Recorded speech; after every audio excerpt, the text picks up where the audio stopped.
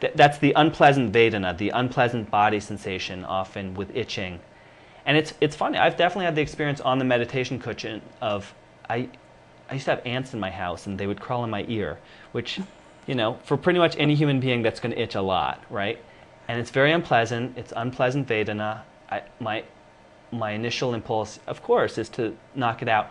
And by sitting there and feeling it and sitting there and feeling it and just open to the sensation, open to the unpleasant and the unpleasant, it got to be a really pleasant experience. I kind of liked it past a certain point when ants crawled in my ears, because it was a really difficult practice. But with the intensity of it being with and open to that unpleasantness, I ended up feeling something really pleasant. Socrates said the unexamined life is not worth living, and Oscar Wilde said the unlived life is not worth examining. Yeah.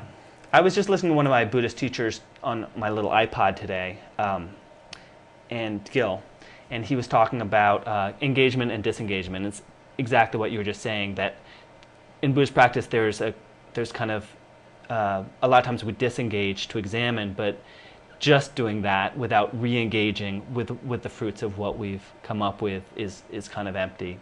So I think both are valuable.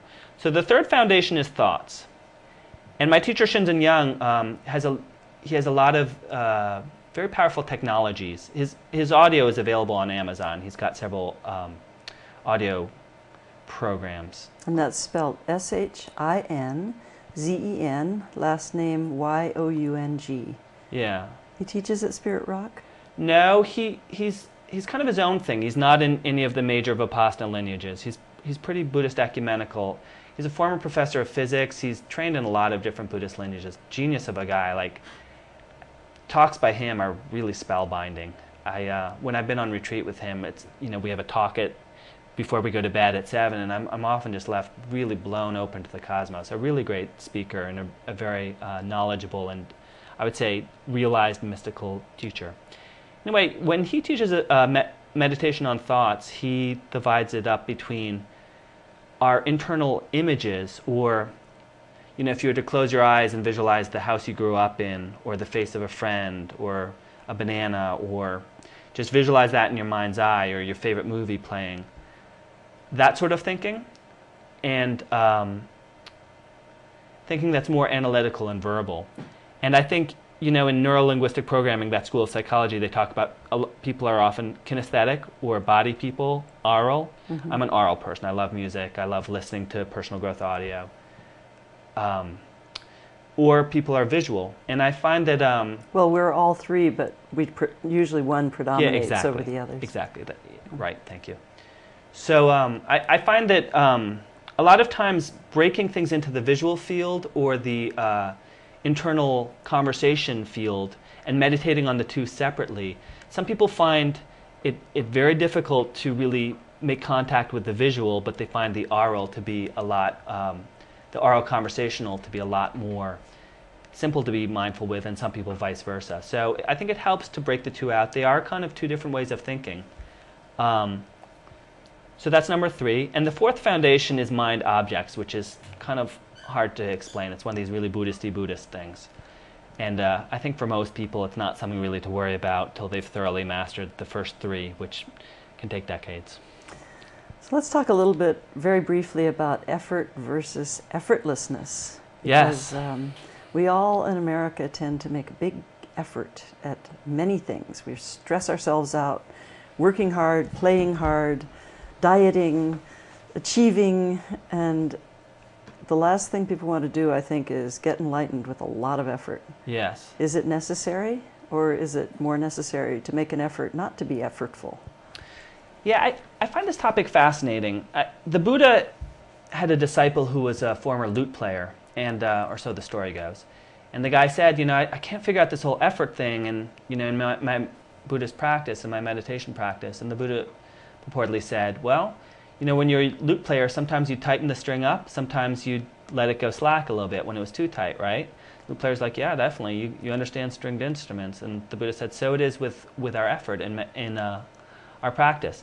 I think a lot of people, as you say, people make a lot of effort in life. We're used to being a sense of like, I'm a self against the world. I got to fight against this harsh world. I'm my individual self. I guess some people are on my side. So I think a lot of people, when they come to Buddhist practice, we want to have this one with everything, oceanic experience, no effort, it's all good. And it's in the popular imagination, that's a lot of what Buddhism is. And I think that ultimately I really love the Buddhist phrase, the Zen phrase, not two, not one. We're both not separate from the universe at large, but we're not the same as it either.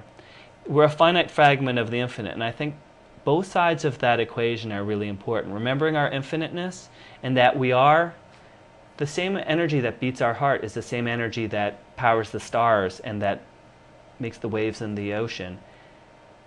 And at the same time, we are just the finite self that we are, and we do, need to eat healthy and get up and go to our jobs and kind of make it in life.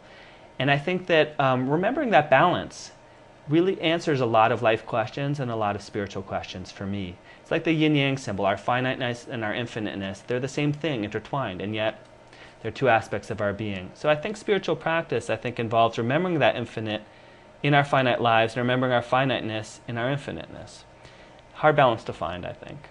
Or as Kala Rinpoche, my Tibetan Lama, said, our minds and this phenomena, this world that we experience, neither exists nor does it not exist, nor is it both, existing and not existing, nor is it neither. Yeah, it's beautiful. Very hard to... There's nothing you can grasp about a statement like that. Yeah. And ultimately, enlightenment is not graspable. It can't be bought or sold. It can't be labeled. It can't be conceived of. It can't be grasped. It can't be... it's beyond words. Yeah. And a statement like that, with that Kalu Rinpoche you said, it's something that I think a person can sit with and be really challenged by again and again for years. And it's called koan practice in Japanese Zen, or Chinese Zen as well, I guess. And taking one of those statements that's so challenging and kind of nonsensical, just sitting with it and letting it kind of massage your being till there's more openness. It's also the essence of the Prajnaparamita. Existence neither is nor is not. Form is emptiness, and emptiness is form.